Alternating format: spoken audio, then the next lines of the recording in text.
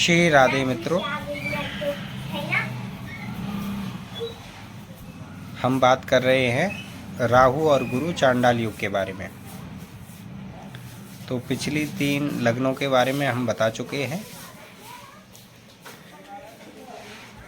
ये राहु और गुरु करते हैं छुप करके बुरा काम, और बाद में समस्या में जब फंस जाते हैं तो उसके बाद हो जाती है परेशान। बहुत अपमान होता है, शारीरिक मानसिक पीड़ाएं होती हैं, आर्थिक हानि होती है। तो राहु और गुरु जिनकी भी पत्रिका में एक साथ हो, उन्हें पाप कर्मों से या बुरे कर्मों से, चोरी या अन्य दूषित कर्मों से, दारू पीना, चोरी करना, धोखा देना, इन चीज़ों से बचना चाहिए। डबल गेम करना, मतलब बोलना कुछ और करना कुछ, इस प्रकार की बातों से बचना चाहिए।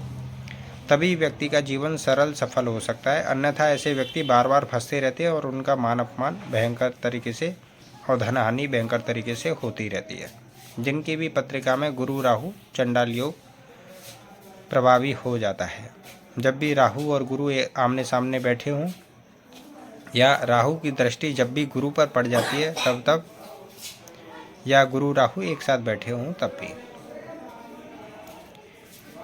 बृहस्पति ज्ञानी होते हैं और राहु प्रॉफिट पाने वाला, हद से ज़्यादा आगे की सोचने वाला या करने वाला, क्षमता से परे की। तो ये होता क्या है कि व्यक्ति का माइंड अपसेट हो जाता है और बुरे कार्यों को बहुत तेज़ी से करने लगता है, और जब सबके सामने आने लगते हैं तो बहुत बुरा प्रतिफल मिलता है। अब हम बात करते हैं कर्क लग्न के बारे में। कर्क लग्न में राहु और गुरु 10वें भाव में आ जाते हैं। यहाँ पर गुरु होते हैं शत्रु भाव के स्वामी और भाग्य भाव के स्वामी। ऐसा कहा गया है, जब भाग्य भाव के स्वामी, केंद्र के स्वामी गुरु हैं तो कुछ हद तक वो राहत पहुँचा देते हैं, लेकिन 10वें भाव में गुरु बहुत अच्छा वर्किंग नहीं कर पाते, शुभ फल नहीं दे पाते हैं गुरु। उनके लिए कंफर्ट जोन है, या फिर यह काल पुरुष की कुंडली में नीच के माने गए हैं 10वें भाव में गुरु। 10वें भाव में गुरु जिनके भी हो, ऐसे व्यक्तियों को अपने माता पिता की या गुरु की आज्ञा अवश्य माननी चाहिए, अन्यथा उन्हें बहुत सारे दुखों से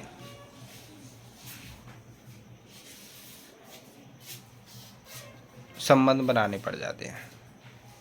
बहुत सारे दुख मतलब किसी स्त्री के साथ प्रेम विवाह कर लेना, किसी गलत मित्र के साथ दोस्ती कर लेना,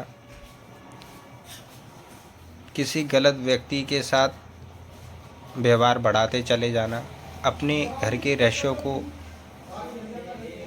अपनी संपत्ति के बारे में दूसरों को बातें उजागर करते चले जाना, अपने दुखों की चर्चा बहुत ज़्यादा करना, जिसके कारण दूसरे लाभ उठा लेते हैं। तो 10वें घर के गुरु ज़्यादा अच्छे नहीं माने गए।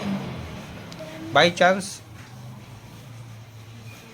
लाभ हो सकता है अगर किसी के कर्क लग्न में कर्क राशि में गुरु पहुँच जाए, लेकिन मैं यहाँ कर्क लग्न की बात कर रहा हूँ। कर्क लग्न में मेष राशि में गुरु और राहु का योग है। यहाँ पर राहु और गुरु लगभग मंगल का थोड़ा सा प्रभाव ले लेते हैं, अपनी ऊर्जा दिखाते हैं।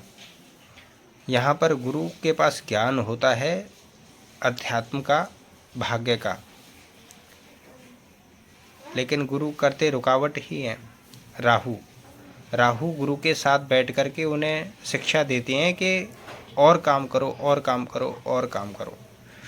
तो गुरु को ये फिर प्रगतिशील लगता है, लेकिन यहाँ पर बुरे कार्यों से फिर बचें, क्योंकि राहु हद से ज़्यादा कर्म करवाते हैं और झूठे कार्यों को भी पूरा करने में बड़ा प्रॉफिट उठाने में लग जाते हैं। बाद में पछताते हैं कि हम पूरी तरह से इसमें फंस चुके हैं। तो कर्क लग्न वालों को अपने राहु का लाभ लेते हुए अच्छे कर्मों के द्वारा अपनी श्रेष्ठता जाहिर करनी चाहिए। प्रॉफिट कम होगा लेकिन लॉन्ग टाइम तक होगा, और जब प्रसिद्धि बढ़ेगी तो आपको दिन दूनी रात चौगुनी तरक्की आपको प्राप्त होगी। रही गुरु की बात, अपने गुरु की आज्ञा का पालन करें, अपने माता पिता का सम्मान करें, और जहाँ तक आपकी सामर्थ्य है उनकी सेवा भी करें, चाहे धन से, भोजन से, भजन से, जैसा भी हो। तो आपको गुरु के दोष नहीं प्राप्त होंगे। जिनके गुरु उनके साथ होते हैं, ऐसे व्यक्तियों की दुखों की सीमा कम हो जाती है। अब हम बात करते हैं सिंह राशि के बारे में, सिंह लग्न के बारे में। सिंह लग्न में देखें तो गुरु और राहु भाग्य स्थान में बैठे हुए, नवम भाव में बैठे हुए। यहाँ पर गुरु अष्टम भाव दुख भाव के स्वामी हो जाते हैं और पंचम भाव संतान भाव के स्वामी हो जाते हैं। सिंह लग्न वाले व्यक्ति अगर धार्मिक कार्य करें और धार्मिक कार्यों की बढ़ोतरी करें तो उनकी प्रसिद्धि होती है। परंतु कोई भी सिंह राशि वाला अपने फायदे के लिए ही धार्मिक कार्य करना पसंद करता है, क्योंकि राहु है। राहु हमेशा फायदा चाहता है, हर चीज़ में फायदा चाहता है। जिन व्यक्तियों की शारीरिक मानसिक क्षमताएं राहु के समान होती है, वो हर चीज़ में लाभ लेने की सोचते हैं। बिना लाभ के वो कुछ भी काम करने के लिए जल्दी से तैयार नहीं होते।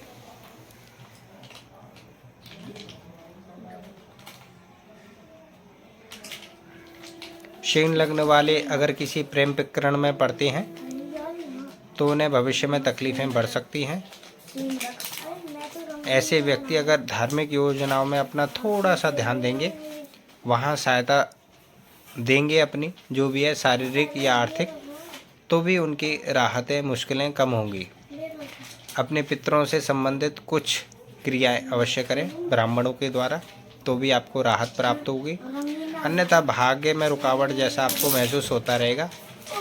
सिंह लग्न के स्वामी होते हैं सूर्य, लेकिन वो राहु से अगर ग्रसित हो जाए तो यहाँ पर दुख की संज्ञा बढ़ जाती है। आप अपना व्यवहार इस प्रकार ना रखें डबल मीनिंग वाला, अन्यथा आपकी दोस्ती और रिलेशनशिप में कमजोरी आने लगती है। सिंह लग्न वालों को उनको ऐसा लगने लगता है कोई भी व्यक्ति मेरे लिए नहीं है, केवल मेरे से लाभ पाना चाहता है या केवल मेरे से फ़ायदा उठाने के लिए ही संबंध रखना चाहता है। लेकिन ऐसा नहीं है। आप अपने संबंधों को मजबूत करने के लिए जब तक किसी को कुछ राहत नहीं देंगे तो आपके भी संबंध मजबूत नहीं होंगे। जैसा आप हर किसी से फ़ायदा उठाना चाहते हैं, ऐसे दूसरे भी व्यक्ति आपसे चाहते हैं कि उन्हें कुछ लाभ हो। तो भाग्य स्थान में बैठे राहु आपको ज़्यादा तनावग्रस्त ना करें, इसलिए अपने आप को थोड़ा सा क्लियर रखें, डबल मीनिंग ना होने दें। अब हम बात करते हैं कन्या लग्न के बारे में। कन्या लग्न में राहु चले जाते हैं 8वें भाव में। 8वें भाव में राहु और गुरु कन्या लग्न वालों को बहुत त्रस्त करते हैं।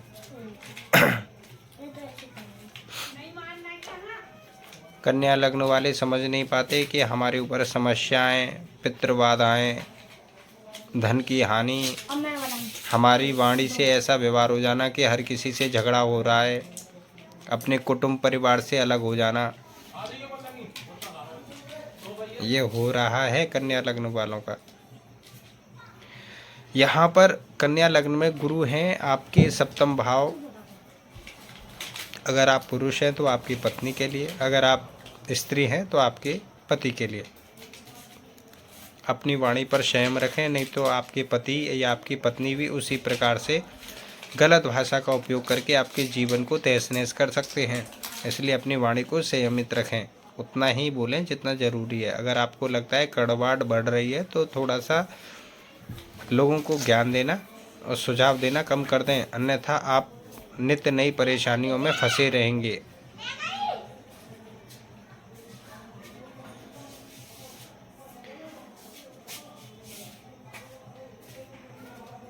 मेष लग्न में बैठे हुए राहु हो सकता है कि आपके स्वास्थ्य में भी अड़चन डाल दें। आपके दोस्तों के साथ आपका तनावग्रस्त हो जाना भी हो सकता है, या आपके रिलेशनशिप में धन को लेकर के विवाद होना भी हो सकता है। कन्या लग्न वाले ना, मैंने ये वाला बनाया। अगर आप मेडिटेशन करते हैं, अध्यात्म करते हैं, विष्णु की पूजा करते हैं तो कई हद तक आप बचे रहेंगे अनेकानेक समस्याओं से, अन्यथा फंस जाएंगे। और 8वें भाव के बृहस्पति मेष लग्न में बृहस्पति आपको यश प्राप्त नहीं होने देंगे, तो भी आपको दुख रहेगा। अपने मन को संयम रखें, ब्राह्मणों की सेवा करें, पीपल वृक्ष की सेवा करें, तो कन्या लग्न वालों के लिए राहत आती रहेगी। अगर आप कुछ जानकारी चाहते हैं तो अपने प्रश्न हमारे YouTube चैनल पर डाल सकते हैं। सब्सक्राइब करें, लाइक करें, शेयर करें। आपको और आपके परिवारों को, मित्रों को, किसी को कुछ ना कुछ फ़ायदा हो सकता है। मैंने ये देखा है, केवल अपना फ़ायदा हो जाए इस प्रकार की सोच रखने वाले ज़्यादा दिन तक सुखी नहीं रहते, और जब सोच लेते हैं कि सबको लाभ हो, उसको भी लाभ हो, मेरे मित्र को भी फ़ायदा हो जाए, तो फिर उनके जीवन बदल जाता है, उनका नेचर बदल जाता है। श्री राधे। अगले वीडियो में हम तुला, वृश्चिक, धनु के लिए बात करेंगे।